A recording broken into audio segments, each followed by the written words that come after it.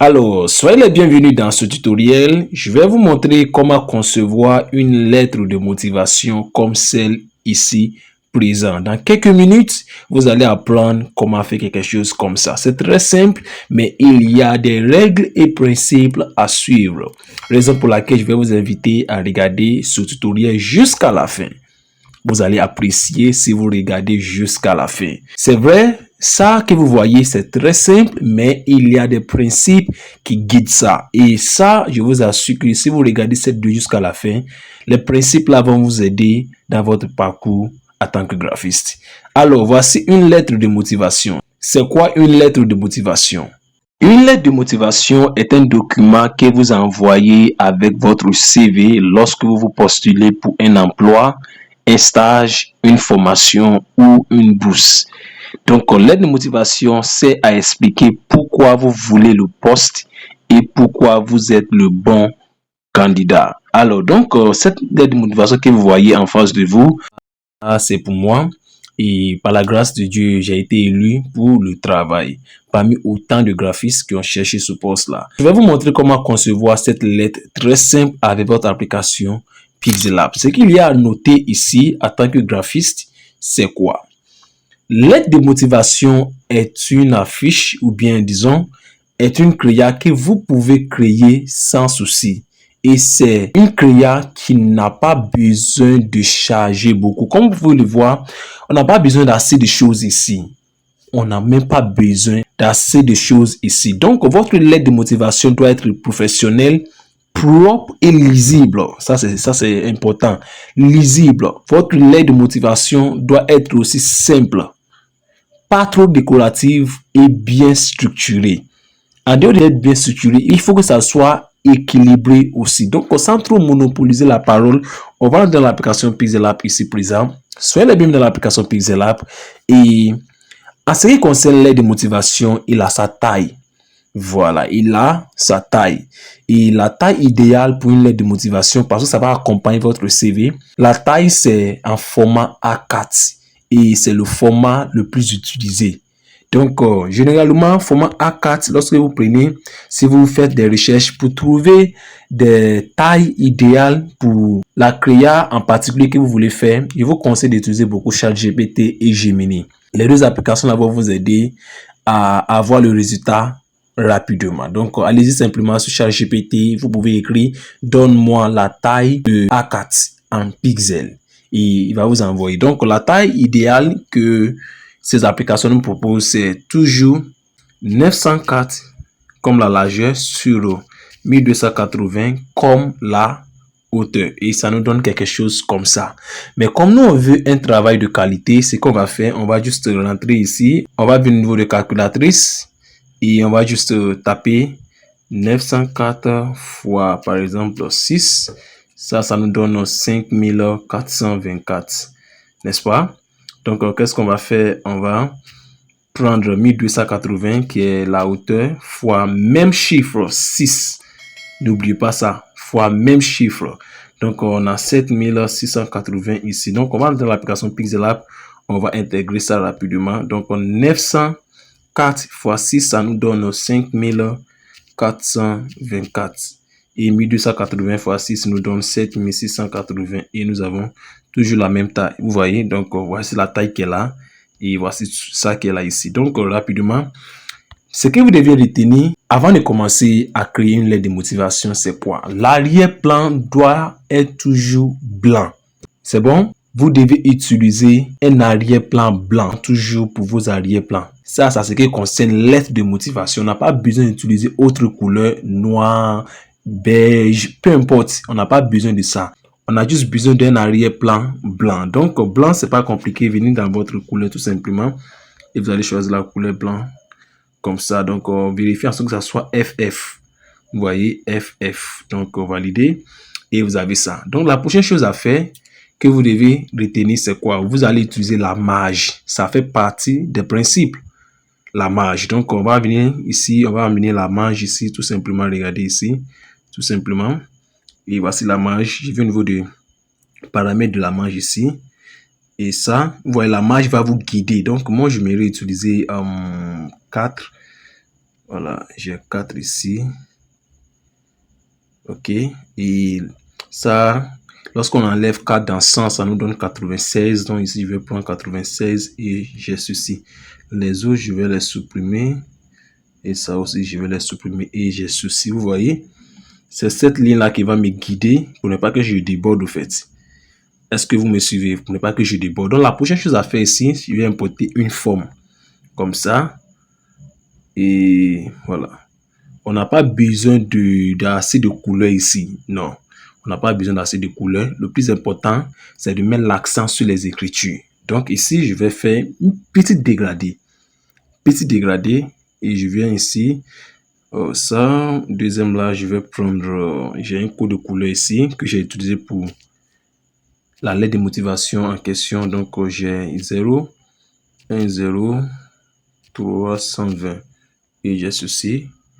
Voilà, comme moi, ma Mac, c'est la couleur bleue que nous utilisons beaucoup. C'est ça même qui est la couleur idéale pour la Mac. Donc ça, j'ai aussi le code de ça et le code c'est 08 081 A59. A59 et j'ai ceci. Donc voilà ce que j'ai comme résultat. Donc je vais prendre le premier ici. Prendre le premier comme ça et j'ai ceci. Et voilà ce que j'ai ici comme résultat impeccable. Donc voilà, je vais garder ça comme ça. Je vais fermer le cadenas de ça. Ok, la prochaine chose que je vais faire, je vais importer rapidement le nom. On est à Kakbo.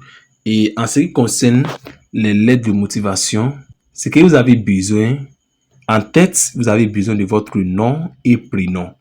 Ensuite, vous avez besoin de votre adresse, votre téléphone, c'est-à-dire le numéro de téléphone et aussi votre email. C'est les 4 choses que vous avez besoin. Et en dehors de ça, vous pouvez utiliser aussi votre contact sur les réseaux sociaux, par exemple LinkedIn, Instagram, pas trop Facebook, pas Facebook, il y a trop de choses dessus. Ça va dépendre de vous. Si vous êtes beaucoup sur Facebook et vous savez que vous avez déjà optimisé votre profil, vous pouvez aussi mettre le nom de ça là-bas. Mais je vous donne les 4 qui sont essentiels. Votre nom et prénom, ici présent, votre adresse, votre téléphone et votre email. Donc, ce qu'on va mettre ici, je vais changer la couleur de ça en couleur blanche. Je vais au niveau de police, je vais prendre la police et utiliser toujours les polices sans sérif. Les polices sans sérif sont des polices qui sont très lisibles. Très lisibles. De loin, vous pouvez lire un texte qui a été écrit à la base d'une police sans sérif. Donc, la police que j'ai utilisée, c'est League. Voilà, League Spartan Board. Voilà, vous voyez. De loin, on arrive à lire ça tranquillement. Donc, je vais vérifier la taille. Pas c'est trop, je pense 65. Et je vais centraliser comme ça. Ensuite, la prochaine chose que je vais faire, je vais importer un texte encore où je vais écrire maintenant l'adresse. Moi, je me trouve en Côte d'Ivoire. Donc, l'adresse, c'est 2 plateaux, Cocody, Abidjan. Donc, ça, c'est un travail des anglophones. Donc, il va falloir écrire tout en anglais. Je change la couleur de ça. Et ici, c'est seulement 2 polices que je vais utiliser. Donc, nous avons la police de notre Mac qui est Fracture. C'est ce que je vais utiliser ici. Donc, je vais utiliser Fracture Light. Fracture Light ici. Voilà, c'est Fracture Light que j'aimerais utiliser ici. Tranquille. Donc, je vais diminuer la taille de ça là bien. Je vais prendre 25 et j'ai ceci. Et je vais centraliser tout simplement comme cela. Alors, tout simplement comme ça. Ensuite, je vais copier. Et ça, c'est l'email. Je vais mettre l'email rapidement. Ok, voici mon email qui est là. Et utilisez email qui est fonctionnel, s'il vous plaît. Utilisez les emails fonctionnels. C'est sur ça que vous allez recevoir les messages. Donc ça, faut pas, ça va être trop collé. C'est un peu en bas comme ça. Voilà, ça va séparer ou bien ça va faire les pas des choses. L'email qui est là pour les divertissements et l'email qui est là pour les travaux professionnels. En dehors de ça, je vais mettre le numéro maintenant. Voilà, c'est plus 225. Ah, c'est le numéro de WhatsApp. Hein. Si vous voulez me contacter, ça c'est mon numéro de WhatsApp. Et c'est la même police que j'utilise pour les 3. Voilà, comme je vous ai dit, c'est 2 polices simplement que j'aimerais utiliser pour ça. Donc, faut pas vous allez abuser. Voilà, ok, on vient de finir en tête. Et la prochaine chose à faire maintenant, c'est le bloc destiné. Voilà, bloc destiné. Donc, ici, bon, on n'a pas bloc destiné. Bon, pour cette entreprise, parce que en ce qui concerne les lettres de motivation, vous avez besoin des blocs destinés. Ça, c'est à quoi? C'est à cela que vous allez voir le nom de l'entreprise, voilà, le nom du recruteur, adresse de l'entreprise et date. Voilà, vous avez besoin de ça. Mais pour ce travail que moi j'ai eu, c'est pas une entreprise, en fait, c'est pour une personne, c'est pour une marque personnelle. Donc, je n'ai pas besoin de mettre tout. C'est vis-à-vis, je suis en contact direct avec la personne.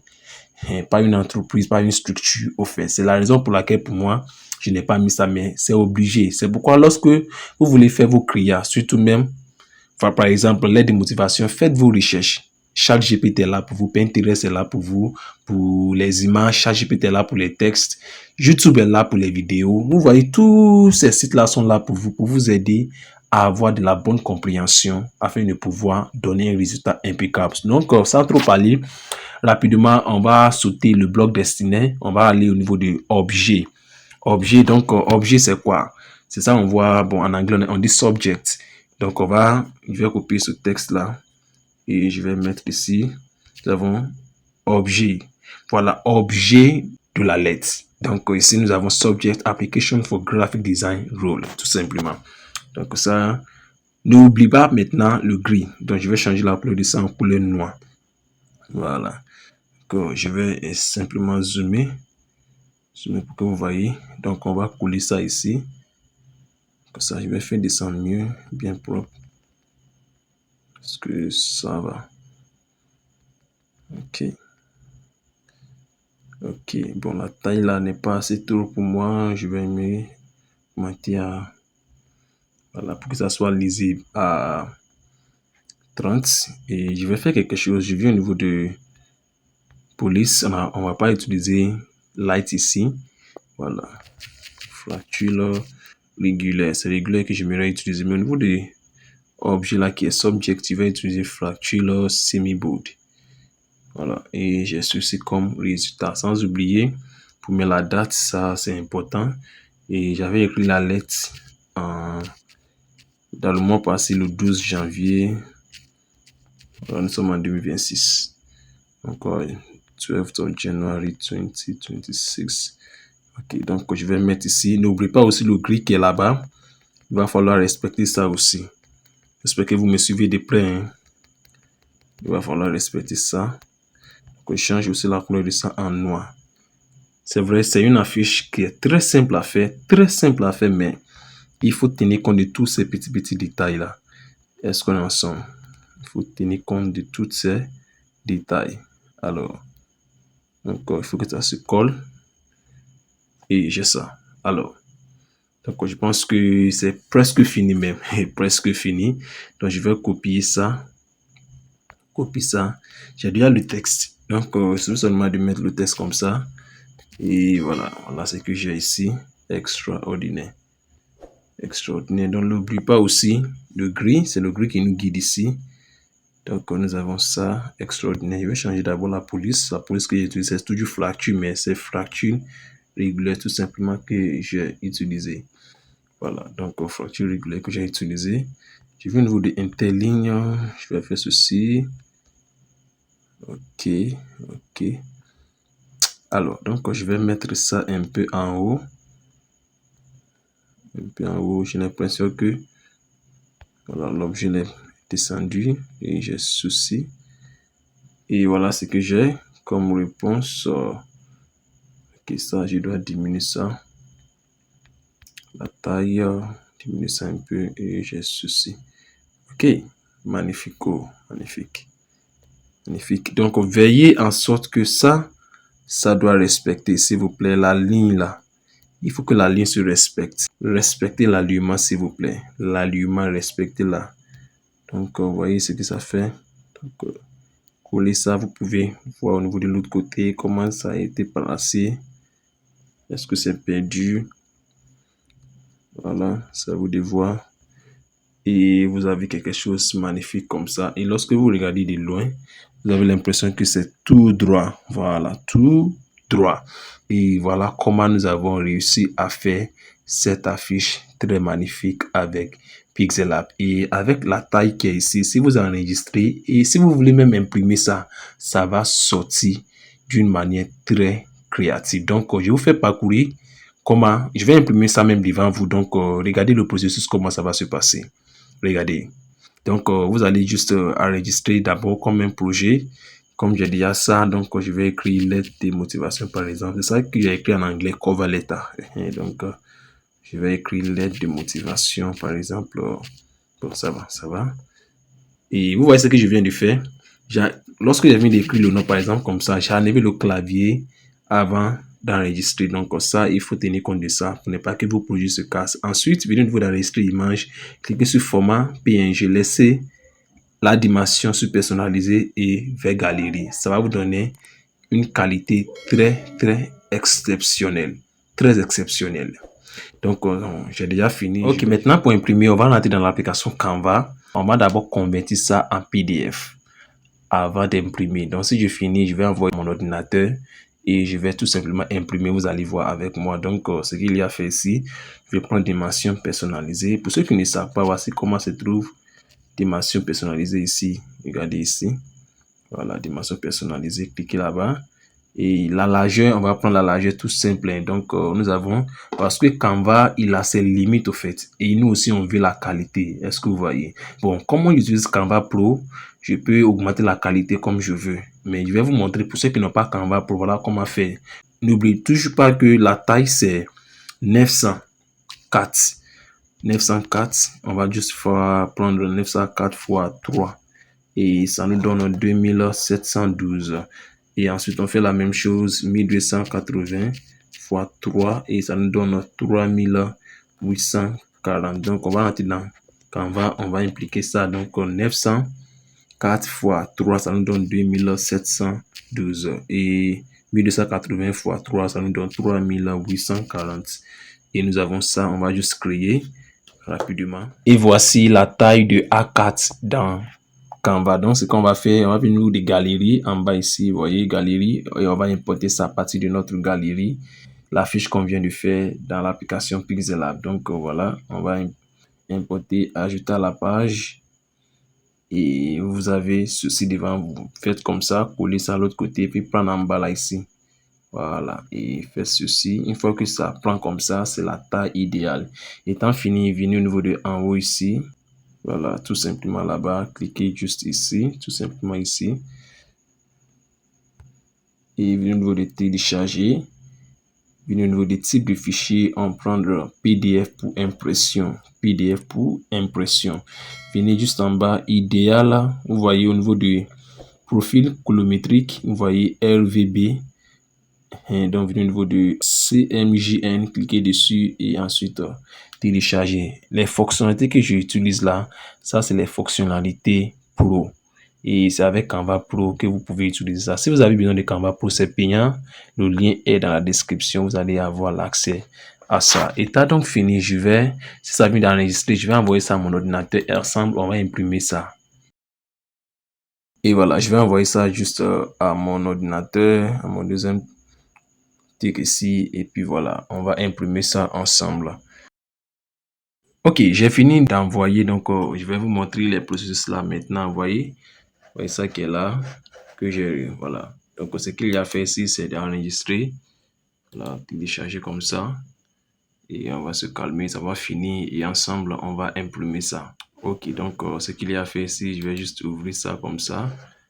Et voyez, donc, je vais juste imprimer. Voilà, pour ceux qui ne savent pas, vous allez cliquer au niveau de contrôle. Regardez ici, contrôle P.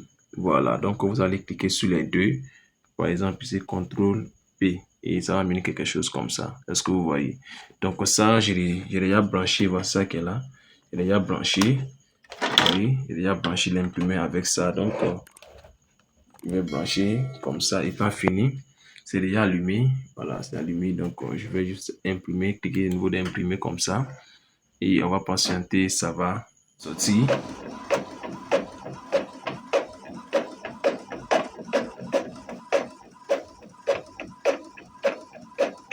Ok, ok, ok.